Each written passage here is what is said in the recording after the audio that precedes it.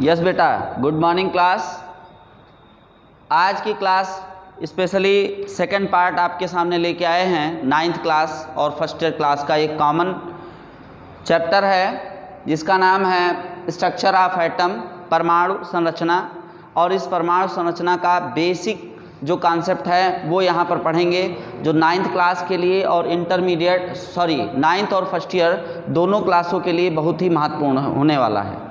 बात करते हैं ये एटम होता क्या है, परमाणु क्या होता है, पहले इसके बारे में जान लीजिए। तो परमाणु का शाब्दिक अर्थ होता है, अगर महर्षि कणाद ने एक डेफिनेशन दी थी, क्या दी थी कि समस्त द्रव्य अति सूक्ष्म कणों से मिलकर बना होता है। यानी इस ब्रह्मांड में जितने भी द्रव्य होते हैं, और द्रव्य का कॉन्सेप्ट मैंने लास्ट वीडियो में क्लियर कर दिया था कि ब्रह्मांड में स्थित हर एक जो भी चीज़ें पदार्थ हैं वो सभी क्या हैं, द्रव्य। और द्रव्य के 3 पार्ट हुए थे बेटा, ठोस, द्रव्य और गैस। आज हम इसी के कॉन्सेप्ट को क्लियर करेंगे, आगे बढ़ा रहे हैं। तो कणाद, महर्षि कणाद थे, उन्होंने कहा कि अति सूक्ष्म कणों से मिलकर बना होता है, और जो द्रव्य अति सूक्ष्म कणों से मिलकर बना होता है उसे ही हम कहते हैं परमाणु। फिर बाद में डाल्टन साहब आए, डाल्टन साहब ने भी अपना कॉन्सेप्ट दिया। उन्होंने कहा कि परमाणु अति सूक्ष्म, परमाणु जो होता है वो अति सूक्ष्म कणों से मिलकर बना होता है। यानी ऐसे कण जो अविभाजित होते हैं, जिन्हें तोड़ा नहीं जा सकता है, और किसी रासायनिक अभिक्रिया में ये क्या लेते हैं, भाग लेते हैं, परंतु उसमें जो है टूटते नहीं हैं और उनके गुण पूरा विद्यमान। जैसे सोडियम ले लेते हैं, परमाणु है, तो परमाणु में सोडियम के सारे गुण उपस्थित हैं, किसमें, सोडियम परमाणु में। अर्थात परमाणु वह तत्व है जिसमें समस्त गुण जो है उस तत्व के क्या होते हैं, समावहित होते हैं।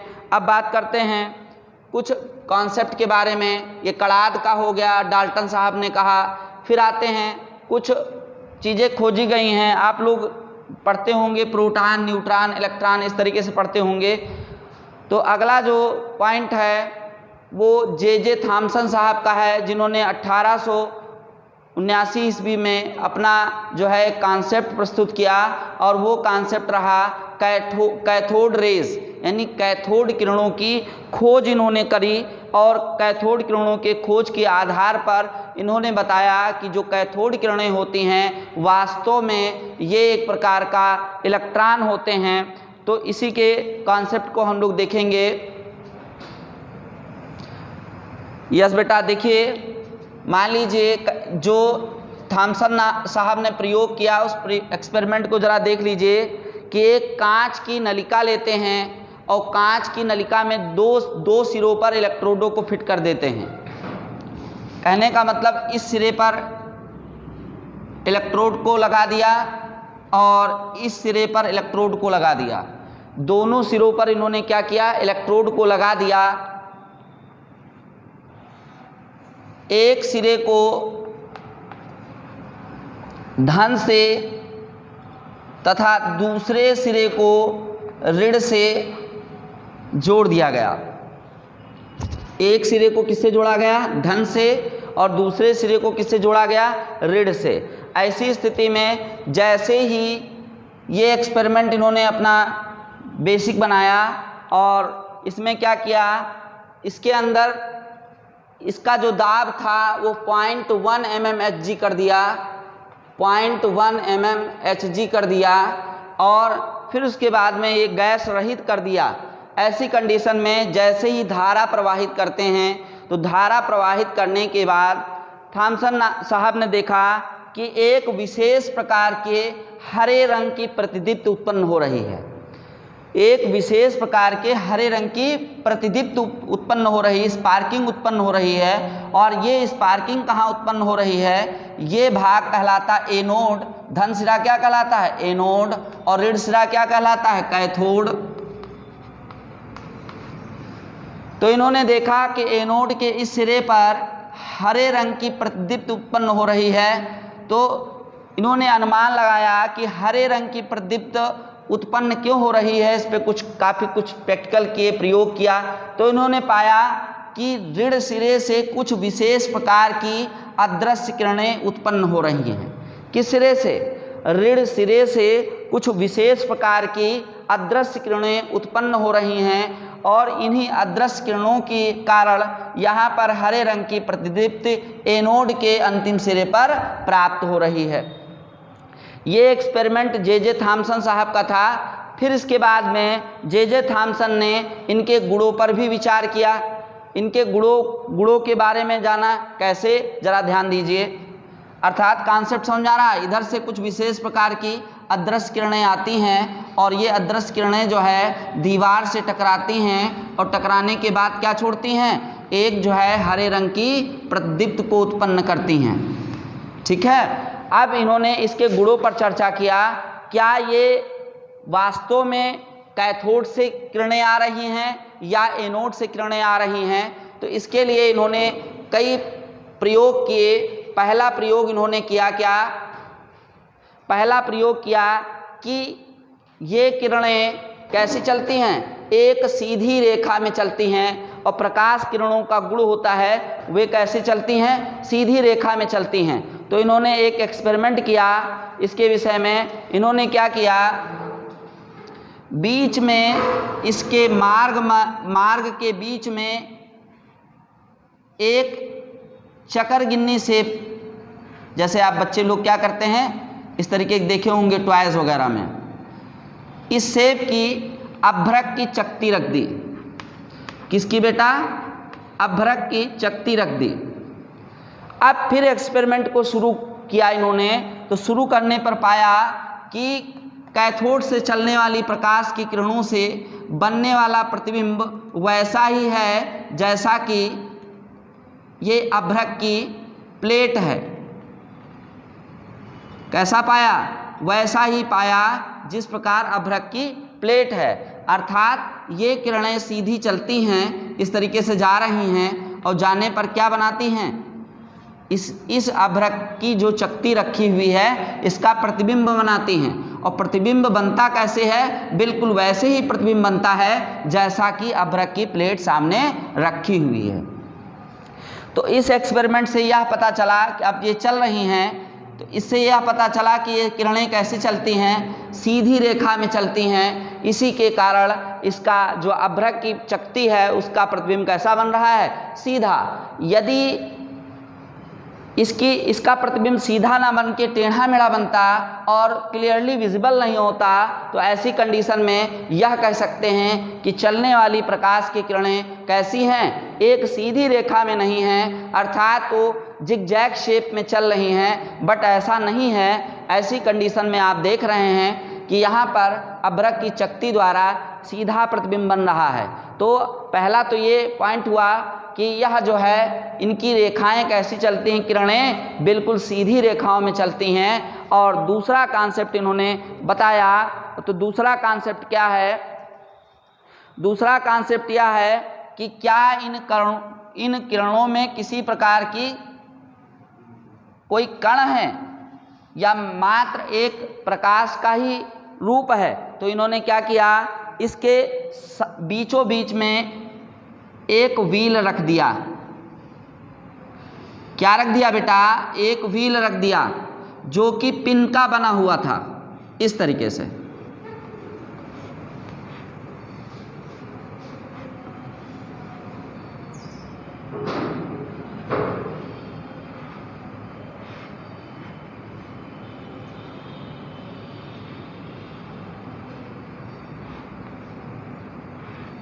क्या रख दिया? व्हील रख दिया। और फिर इस पे एक्सपेरिमेंट किया। तो फिर एक्सपेरिमेंट में क्या देखा कि यहाँ से कैथोड से चलने वाली किरणें जैसे ही इस व्हील से टकराती हैं, इस व्हील में क्या होता है? मोशन होता है। अर्थात ये व्हील राउंड राउंड मोशन करने लगता है। तो जब मोशन कर रहा है तो आप जानिए कोई ना कोई कण इससे टकरा रहा है और कण में क्या पाई जाती है? गतिज ऊर्जा पाई जा रही है। और इसी गतिज ऊर्जा के कारण यह क्या कर रहा है? व्हील मोशन कर रहा है, गति कर रहा है। तो इन्होंने दूसरा जो गुण इसका बताया वह बताया कि जो कैथोड किरणें हैं वो अति सूक्ष्म कणों से मिलकर बनी होती हैं और इन कणों में एक विशेष प्रकार की गतिज ऊर्जा होती है और इसी गतिज ऊर्जा के कारण इस व्हील में क्या हो रहा है बेटा, मोशन हो रहा है, मूवमेंट हो रहा है। ये इनका अगला एक्सपेरिमेंट इन्होंने किया। नेक्स्ट एक्सपेरिमेंट जो किया कैथोड किरणों पर, वो किया कि वास्तव में ये किरणें क्या विद्युत या चुंबकीय क्षेत्र में विक्षेपित होती हैं कि नहीं। तो इन्होंने इस पर एक्सपेरिमेंट किया और सिद्ध किया कि ये किरणें विद्युत या चुंबकीय क्षेत्र में विक्षेपित होती हैं। अर्थात इन्होंने क्या किया, एक सिरे पर धन पॉइंट और एक सिरे पर ऋण पॉइंट इस तरीके से व्यवस्थित कर दिया। एक तरफ चुंबक का धन सिरा और दूसरी तरफ चुंबक का ऋण सिरा लगा दिया। अब लगाने पर पाया, अब इस एक्सपेरिमेंट को पुनः शुरू किया गया तो शुरू करने पर पाया कि यहाँ प्रतिदीप्त यहाँ के स्थान पर अब प्रतिदीप्त कहाँ उत्पन्न हो रही है, बोलिए, प्रतिदीप्त उत्पन्न हो रही है धन सिरे पर, मतलब ये प्लस वाला पॉइंट है। अब प्रतिदीप्त यहाँ उत्पन्न होगी। पहले कहाँ उत्पन्न हो रही थी, पहले बेटा उत्पन्न हो रही थी एनोड के सिरे के पास में, यहाँ हरी प्रतिदीप्त उत्पन्न हो रही थी। पर इस कंडीशन में कहाँ प्रतिदीप्त उत्पन्न हो रही है, इस कंडीशन में प्रतिदीप्त जो उत्पन्न हो रही है वो धन सिरे पर जो मैग्नेट लगा है, मैग्नेट के धन सिरे की ओर ये किरणें क्या हो रही हैं, मुड़ रही हैं। अर्थात इस एक्सपेरिमेंट से यह पता चला कि ये जो किरणें हैं वो वास्तव में कौन सी किरणें हैं, कैथोड किरणें हैं, अर्थात माइनस ऋणावेशित किरणें हैं। और इन ऋणावेशित किरणों के कारण ये किस ओर अट्रैक्ट होंगी, किस ओर जाएंगी, ये धनात्मक सिरे की ओर जाएंगी। जब धनात्मक सिरे की ओर जाएंगी तो ये ऋणात्मक हैं, ये सिद्ध हुआ। फिर इसके बाद में कैथोड किरणों की खोज इस तरीके से हुई और कैथोड किरणों के बाद अब दूसरे वैज्ञानिक आपके सामने आए और वो कौन से वैज्ञानिक थे। कैथोड किरणों के बाद एक और विशेष प्रकार की किरणों की खोज हुई जिसे कहते हैं कौन सा किरण, बोलिए, जिसे कहते हैं एनोड। कौन सी किरण है, एनोड। तो एनोड रे जो है सेकंड एक्सपेरिमेंट जो किया गोल्डस्टीन साहब ने किया 1886 ईस्वी में। इसका सेकंड क्या है, गोल्डस्टीन साहब ने सोचा यदि ऋण सिरे से कुछ विशेष प्रकार की किरणें उत्पन्न हो रही हैं तो क्या धन सिरे से किरणें उत्पन्न नहीं हो सकती हैं, धन सिरे से किरणें उत्पन्न नहीं हो सकती हैं। तो इन्होंने धन किरणों को आधार मान करके एक्सपेरिमेंट किया। हाँ, जे थॉमसन ने जो प्रयोग किया उस प्रयोग में जो ऋण किरणें उन्होंने पाई और उन ऋण किरणों को ही एक्सपेरिमेंटल देखा गया कि वास्तव में ये परमाणु के क्या हैं, इलेक्ट्रॉन्स हैं। तो इस प्रकार परमाणु के इलेक्ट्रॉन्स की खोज किसके द्वारा हुई, ये हुई जे थॉमसन और विलियम क्रूक्स के सहयोग से इसका एक्सपेरिमेंट किया गया। नेक्स्ट एक्सपेरिमेंट जो है गोल्डस्टीन साहब का आता है। गोल्डस्टीन साहब ने क्या किया, सेम ऐसा ही इंस्ट्रूमेंट लिया पर थोड़ा सा बदलाव कर दिया। बदलाव क्या किया, इन्हें लगा कि यहाँ पर इस प्लेट की वजह से, ये जो सामने रखी हुई दोनों तरफ प्लेटें, इस प्लेट की वजह से ये जो धन वाली किरणें भी उत्पन्न हो रही हैं पर धन वाली किरणें दूसरे सिरे पर नहीं पहुंच पा रही हैं। इसलिए इन्होंने एक्सपेरिमेंट को थोड़ा चेंज किया। इन्होंने क्या किया, इन्होंने मान लीजिए इसको इन्होंने मान लिया माइनस सिरा, समझने में आसानी होगी। क्या माना, माइनस सिरा, और इसको मान लिया प्लस सिरा। और जो माइनस वाला सिरा है उसको वहां ना रख के बीच में रख दिया गया और कैसा बना दिया गया, छिद्रित बना दिया गया। कैसा बनाया गया बेटा, छिद्रित बना दिया गया।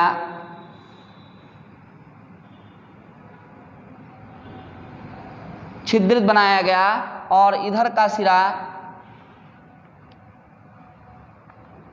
ये प्लस का है। अर्थात अब कैथोड क्या हुआ, कैथोड ये हुआ और एनोड ये हुआ।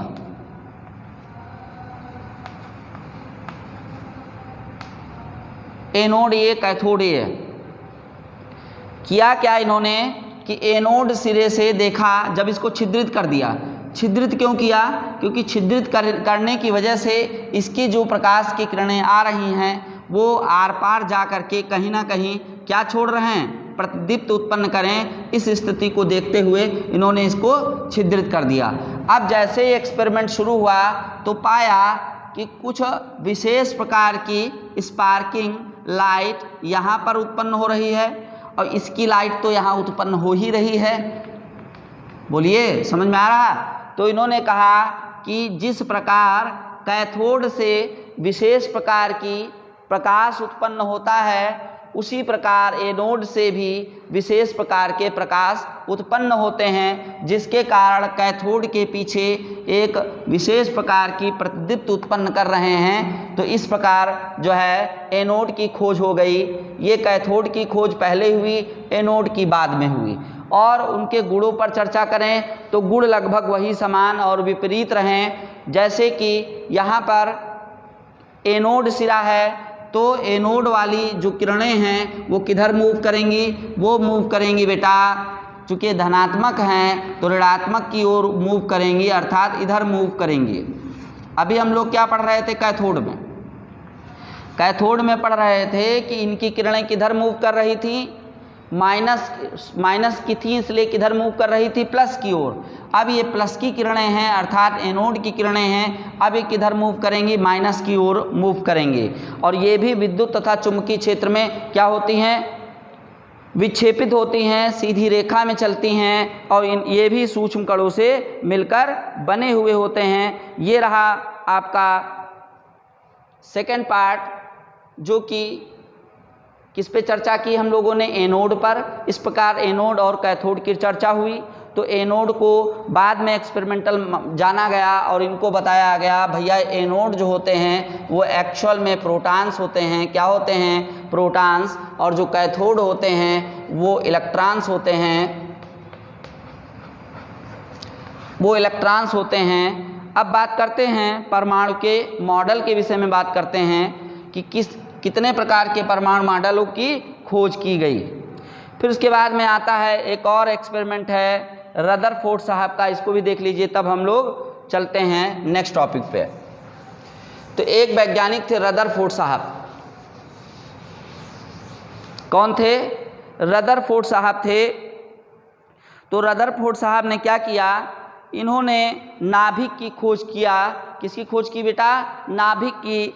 उससे पहले जो है एक मॉडल आता है जो कि थॉमसन का मॉडल कहलाते हैं। थॉमसन का मॉडल। तो थॉमसन के मॉडल को पहले पढ़ लेंगे, फिर उसके बाद रदरफोर्ड साहब के मॉडल के बारे में चर्चा करेंगे। अच्छा, थॉमसन मॉडल क्या है? थॉमसन मॉडल इन्होंने क्या मॉडल दिया? इन्होंने तरबूज मॉडल दिया। कौन सा मॉडल बेटा दिया?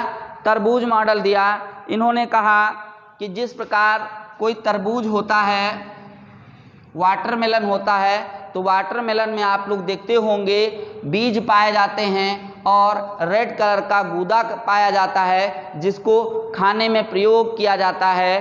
तो इन्होंने कहा कि एक्चुअल में ये जो परमाणु होता है उसका जो संरचना है वो मेलन शेप में होता है, मेलन की तरीके से होता है। और वाटरमेलन में क्या होता है? बीज पाए जाते हैं जो धसे हुए होते हैं। किस में धसे हुए होते हैं बेटा? ये गूदे में धसे हुए होते हैं। तो यही मॉडल इन्होंने कहा कि जो माइनस यानी जो इलेक्ट्रॉन होते हैं वो परमाणु के धनात्मक भाग में धसे हुए पाए जाते हैं। कैसे पाए जाते हैं? धनात्मक भाग में धसे हुए पाए जाते हैं। और यही मॉडल किसने दिया? थॉमसन साहब ने। बाद में ये मॉडल निरस्त हो गया क्योंकि इस मॉडल में काफ़ी कमियां रहीं। इन कमियों को दूर करने के लिए अगला मॉडल आ गया और वो मॉडल है आपका रदरफोर्ड साहब का मॉडल। ये है रदरफोर्ड मॉडल। तो रदरफोर्ड साहब ने अपने एक्सपेरिमेंट में इन्होंने खोजा कि नाभिक की खोज की कि नाभिक भी पाया जाता है। किस में पाया जाता है बेटा? किसी परमाणु में नाभिक पाया जाता है और नाभिक के चारों ओर इलेक्ट्रॉन क्या करते हैं? गति करते हैं। पर इनका भी एक्सपेरिमेंट फ्लॉप रहा क्योंकि इन्होंने काफ़ी चीज़ें क्लियर नहीं किया इन्होंने। कौन कौन सी चीज़ें हैं इन पे चर्चा करेंगे। बेटा थॉमसन मॉडल समझ में आया। थॉमसन मॉडल खास इंपॉर्टेंट नहीं है, बस इतना समझना है कि थॉमसन साहब थे, उन्होंने तरबूज मॉडल दिया और तरबूज मॉडल के अनुसार यहाँ पर गूदा पाया जाता है लाल वाला, फिर इसमें क्या पाया जाता है, बीज पाया जाता है। इन्होंने बीज को इलेक्ट्रॉन नाम दे दिया और पार्ट को क्या नाम दे दिया, प्रोटॉन नाम दे दिया। ये थॉमसन मॉडल रहा। अगला मॉडल आया रदरफोर्ड साहब का। तो रदरफोर्ड साहब ने क्या मॉडल दिया, जरा इसको जानें। रदरफोर्ड साहब ने सोने की पन्नी, एक पतली सी जो है सोने की पन्नी ले लिया, यानी गोल्ड की पतली सी जो है चादर ले लिया और इसमें किसकी बमबारी कराई बेटा, इन्होंने एक्सपेरिमेंटल जो बमबारी कराई वो अल्फा रेज की कराई। किसकी, अल्फा किरणों की बमबारी कराई। और अल्फा किरणों की बमबारी के बाद इन्होंने पाया कि लगभग किरणें जो अल्फा की होती हैं वो पार हो रही हैं, पर कुछ किरणें टकरा रही किसी चीज़ से और टकराने के बाद ये किरणें रिफ्लेक्ट हो रही हैं, यानी बैक साइड जा रही हैं। तो इस प्रकार इन्होंने सोचा कि ऐसा सोने की पन्नी में ऐसा क्या है जिसके कारण जो है एक्स रे जो होती हैं, सॉरी अल्फा रेज जो होती हैं वो आर पार नहीं जा पा रही हैं। इस एक्सपेरिमेंट को इन्होंने एक्सप्लेन किया। देखिए किस तरीके से इन्होंने बताया कि किसी परमाणु के नाभिक में, ये मान लीजिए कोई परमाणु है, परमाणु के बीचों बीच में एक ऐसा भाग पाया जाता है जिसमें परमाणु का समस्त धनावेश निहित होता है, यानी जितना भी इसका धनायन पार्ट है वो पाया जाता है कहाँ, केंद्र में पाया जाता है। और इसका इन्होंने नाम रख दिया नाभिक। क्या नाम रखा बेटा, नाभिक, न्यूक्लियस। इन्होंने बताया कि परमाणु का जो समस्त धनावेश होता है वो एक केंद्र में निहित होता है और इस केंद्र को इन्होंने क्या कह दिया, नाभिक कह दिया। अब इन्होंने एक्सपेरिमेंट को एक्सप्लेन किया। उन्होंने कहा जो किरणें नाभिक के अलावा कहीं से गुजरती हैं, चूंकि वो स्थान कैसा होता है, खाली होता है, और इस खाली स्थान से जो अल्फा किरणें आ रही हैं वो अल्फा किरणें क्या हो रही हैं, खाली स्थान से आर पार जा रही हैं। कुछ किरणें लगभग 1 से 1.5% किरणें ही जो है रिफ्लेक्ट हो रही हैं, अर्थात टकराने के बाद वापस आ रही हैं। तो इनका कॉन्सेप्ट ये था कि परमाणु का समस्त जो धनावेश होता है वो एक भाग में एकत्रित होता है, उसे नाभिक कहते हैं। जब कोई अल्फा किरणें नाभिक से टकराती हैं तो ये नाभिक को पार नहीं कर पाती हैं और ये टकराने के बाद पुनः वापस मार्ग में लौट आती हैं, अपने ही मार्ग में। तो इस घटना को इन्होंने कहा कि रदरफोर्ड साहब ने कहा कि किसी भी परमाणु में क्या होता है बेटा, नाभिक होता है। बस ये कॉन्सेप्ट इन्होंने क्लियर किया। बाद में इन्होंने बताया कि इलेक्ट्रॉन की गति कैसी होती है, इलेक्ट्रॉन कैसे होता है, इसके बारे में जानें। तो इलेक्ट्रॉन के बारे में जानने से पहले कुछ चीज़ें बेसिक कॉन्सेप्ट हम लोग जानना चाहेंगे कि रदरफोर्ड साहब ने जो अपना मॉडल दिया उस मॉडल में बताया गया कि परमाणु का जो नाभिक होता है वो धनात्मक होता है और नाभिक के चारों ओर वृत्तीय कक्षाएं होती हैं और इलेक्ट्रॉन इन वृत्तीय कक्षाओं में क्या करता है मेरे बच्चे, गति करता है। ये रदरफोर्ड साहब ने बताया। क्या बताया कि नाभिक के चारों ओर इलेक्ट्रॉन वृत्तीय गति करते हैं और वृत्तीय गति करते करते ये लगातार आदि अनंत काल तक वृत्तीय गति करते रहते हैं।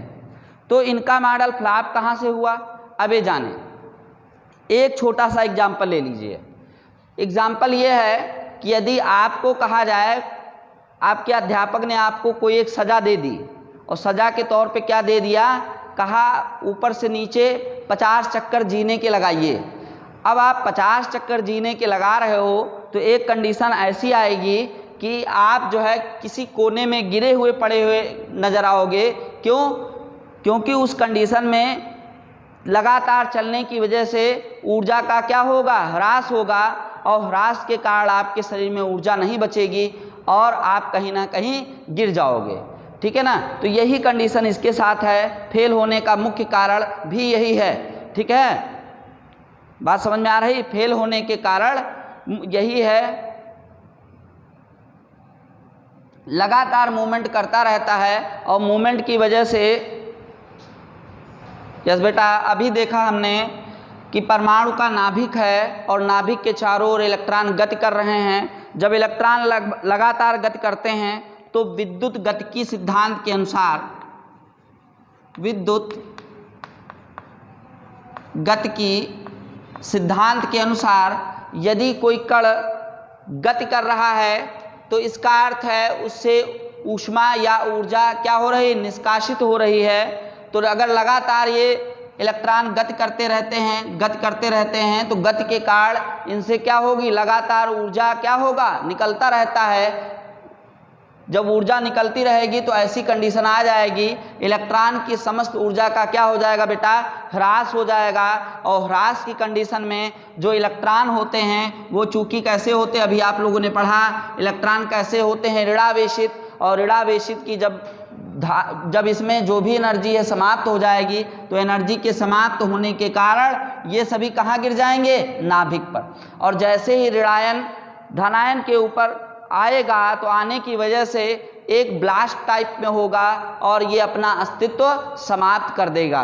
परंतु अब अस्तित्व समाप्त हो जाएगा तो परमाणु समाप्त हो गया।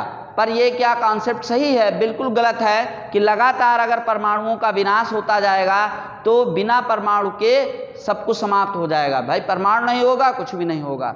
ठीक है, तो ये इनका कॉन्सेप्ट फ्लॉप हो गया। इन्होंने विद्युत गतिकी के इस नियम को नहीं देखा और इन्होंने बता दिया कि लगातार वृत्ति कक्षाओं में गति करते रहते हैं और जब गति करेंगे तो एट लास्ट इनकी ऊर्जा समाप्त हो जाएगी।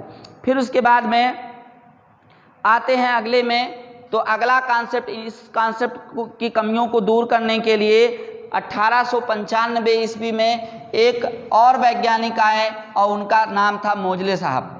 क्या नाम था? मोजले साहब थे। उन्होंने 1895 ईस्वी में 1895 ने जो भी रदरफोर्ड साहब की गलतियां थीं उन गलतियों को सुधारने के लिए अपना कॉन्सेप्ट प्रस्तुत किया।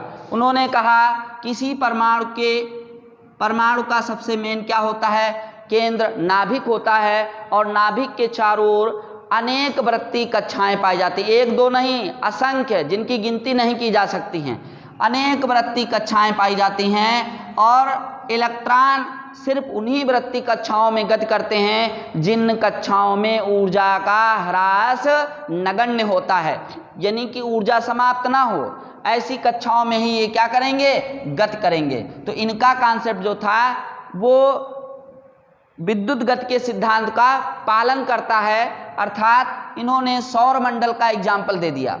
इन्होंने कहा जिस प्रकार सौर मंडल में सूर्य के चारों तरफ ग्रह अपनी अपनी कक्षाओं में गति करते हैं, वैसे ही इलेक्ट्रॉन क्या करते हैं? नाभिक की चारों ओर अपनी अपनी कक्षाओं में गति करते हैं और उन कक्षाओं में गति करते हैं जिन कक्षाओं में ऊर्जा का ह्रास नगण्य होता है, बिल्कुल ना हो, ऐसी कक्षाओं में गति करते हैं। तो ये रहा मोजले साहब का मॉडल। तो मोजले साहब ने क्या मॉडल दिया?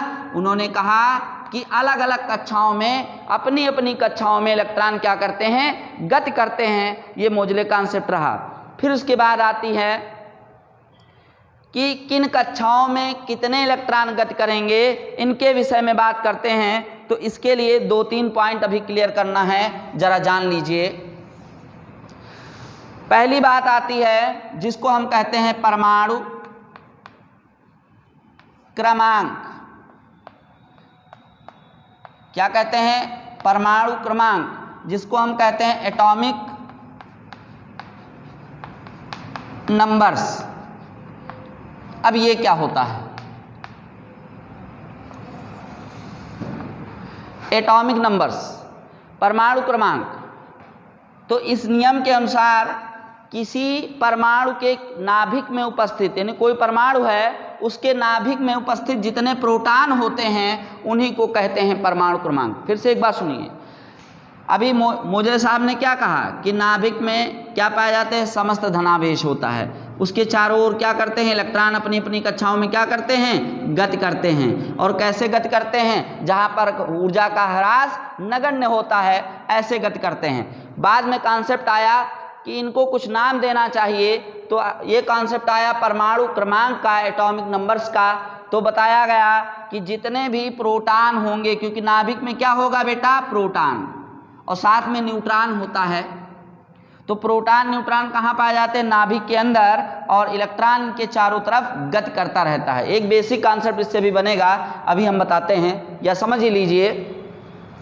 देखिए प्रोटॉन न्यूट्रॉन के साथ रहता है नाभिक में, एक बेसिक क्वेश्चन है, तो क्या आपने यहाँ तक दिमाग नहीं लगाया होगा कि प्रोटॉन न्यूट्रॉन के साथ एक जगह बंधा रहता है और इलेक्ट्रॉन चारों तरफ गति करते रहते हैं, तो कंडीशन क्या है, किस बल के कारण एक दूसरे से ये बंधे रहते हैं। भाई कुछ ना कुछ अट्रैक्शन होना चाहिए, कुछ ना कुछ ऐसा होना चाहिए जिससे दोनों के बीच में संबंध बने, वरना एक दूसरे को क्या करेंगे, प्रतिकर्षित करेंगे। तो ऐसी कंडीशन में क्या होता है, जरा कॉन्सेप्ट समझ लीजिए। जो प्रोटॉन होता है वो एक मेसान को त्याग कर, ध्यान दीजिएगा कॉन्सेप्ट, मेसान किरण को त्याग कर, यानी एनर्जी किस रूप में त्यागता है प्रोटॉन, मेसान के रूप में, और ये मेसान को त्याग कर प्रोटॉन किस में चेंज हो जाता है मेरे बच्चे, न्यूट्रॉन में। और जो दूसरा न्यूट्रॉन इस एनर्जी को ग्रहण करके चेंज हो जाता है किस में, प्रोटॉन में। कॉन्सेप्ट समझो, कॉन्सेप्ट ये है कि प्रोटॉन जो होता है वो एनर्जी को त्यागता है in the form of Mason, then convert to the neutron, and any neutron absorb energy in the form of meson to convert proton. That means ये दोनों उत्क्रमणीय अवस्था में एक दूसरे से क्या होते हैं, जुड़े हुए होते हैं। इस तरीके से ये नाभिक में आपस में ऊर्जा को क्या करते हैं, स्थानांतरित करते हैं, रहते हैं एक दूसरे में, और एक दूसरे में परिवर्तित होते रहते हैं। तो परमाणु क्रमांक की डेफिनेशन देखें कि किसी परमाणु में उपस्थित प्रोटॉनों की संख्या को, किसको बेटा, प्रोटॉनों की संख्या, यानी नंबर ऑफ प्रोटॉन्स जो होते हैं वही कहलाती है परमाणु क्रमांक, और इसे हम कहते हैं Z, कैपिटल Z द्वारा प्रदर्शित करते हैं। दूसरा कॉन्सेप्ट आता है वो है परमाणु भार, परमाणु भार या द्रव्यमान संख्या, इसको कहते हैं एटॉमिक मास।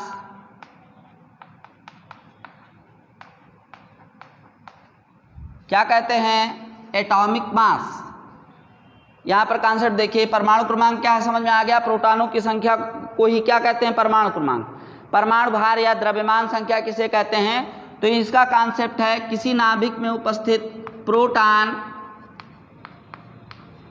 तथा न्यूट्रॉन की संख्या का योग परमाणु भार कहलाता है। कुछ समझे कॉन्सेप्ट, प्रोटॉन तथा न्यूट्रॉन की संख्याओं के योग को ही क्या कहते हैं, परमाणु भार या द्रव्यमान संख्या कहते हैं। अब जैसे सोडियम के बारे में बात कर लें, सोडियम का परमाणु क्रमांक 11 होता है। कितना होता है, 11 होता है। अगर हम कहें कि इसमें प्रोटॉन कितने हैं या परमाणु क्रमांक इसका क्या है, तो जितने ये नंबर होंगे यानी प्रोटॉन होंगे वही नंबर ये भी होते हैं। तो अगर हम परमाणु क्रमांक के बारे में बात कर लें तो सोडियम का परमाणु क्रमांक 11 होगा। अगर हम परमाणु भार के बारे में बात कर लें तो परमाणु भार क्या होता है, सोडियम में प्रोटॉन होते हैं 11 और न्यूट्रॉन होते हैं 12। अगर हम इन दोनों को जोड़ लेते हैं तो 11 + 12 = 23, यानी कि इसका परमाणु भार क्या हो जाएगा बेटा, 23 हो जाएगा। फिर अब बात करते हैं, ये कुछ बेसिक कॉन्सेप्ट हैं जिनको समझना है, न्यूमेरिकल भी हमें करना है। इसके बाद आता है समस्थानिक और संभारिक। अगला टॉपिक आता है समस्थानिक और समभारिक।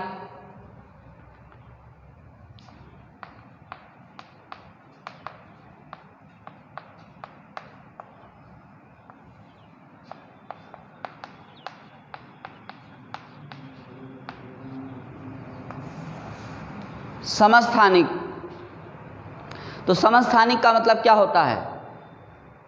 कुछ ऐसे परमाणु होते हैं जिनके परमाणु क्रमांक समान होते हैं। क्या होते हैं? समान होते हैं। सम मतलब क्या होता है? सम मतलब होता है बराबर या समान, और स्थानिक का मतलब होता है स्थान। अर्थात यदि किसी परमाणु का स्थान एक हो और उसमें कैसे हो? परमाणु क्रमांक समान हो। अर्थात समस्थानिक की डेफिनेशन हुई कि जिन तत्वों के परमाणु क्रमांक समान कैसे होते हैं?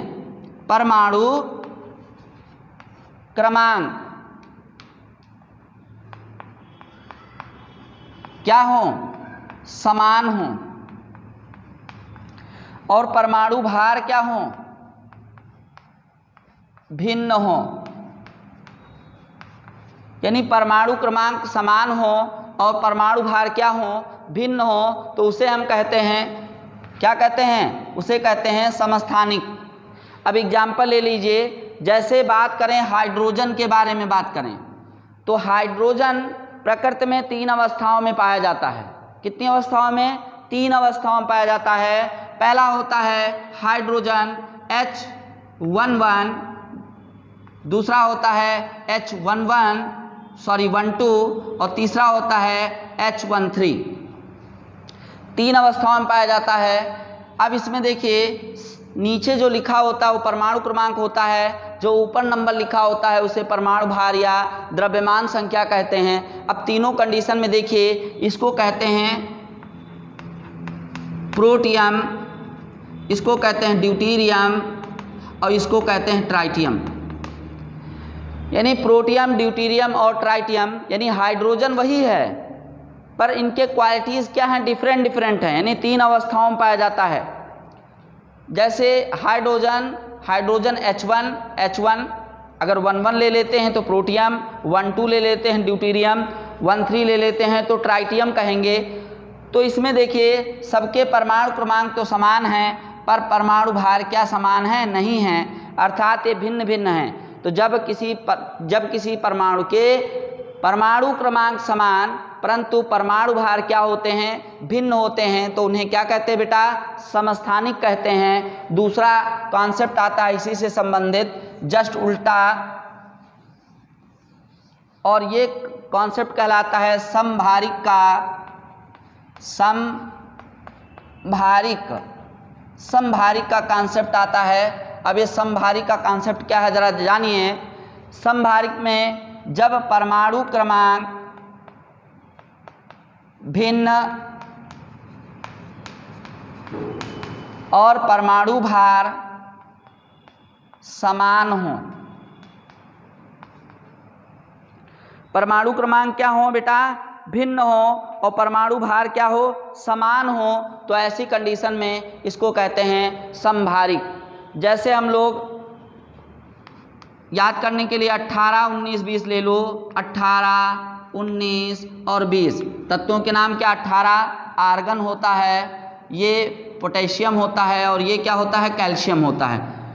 आर्गन का परमाणु क्रमांक 18, पोटेशियम का 19, कैल्शियम का 20। अब इस कंडीशन में देखें, इनमें परमाणु भार सबके होते हैं 40, 40 और 40 होते हैं। अब इस कंडीशन को समझ रहे हैं, तो ये फुलफिल करता है समभारिक की।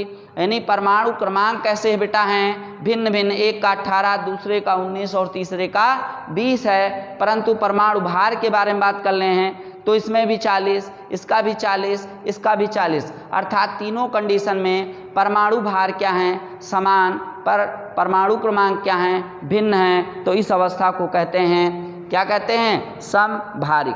1-2 न्यूमेरिकल कर लेते हैं, इससे संबंधित बेसिक न्यूमेरिकल हैं।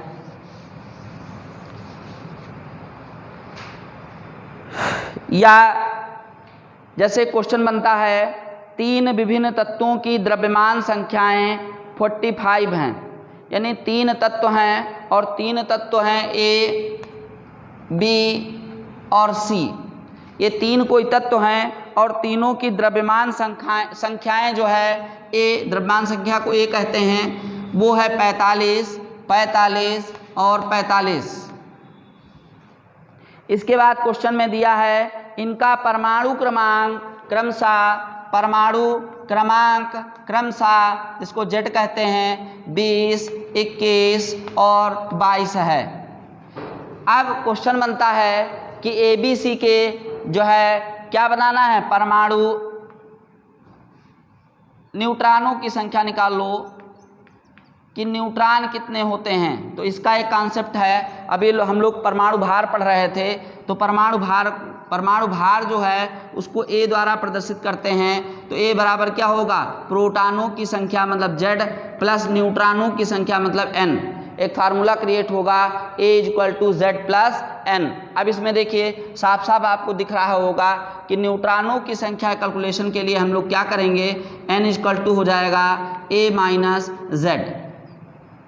अब सब में रखते चले जाइए, तीनों का निकल आएगा। अगर A के लिए ले लेते हैं तो N = क्या हो जाएगा, N हो जाएगा 45 - 20, अर्थात ये 25 होगा। नेक्स्ट कंडीशन में देखें, नेक्स्ट कंडीशन में यहाँ पर 45 - 21 होगा, अर्थात ये होगा 24। और इसमें देखते हैं तो 45 - 23 बराबर 23, 22 होगा।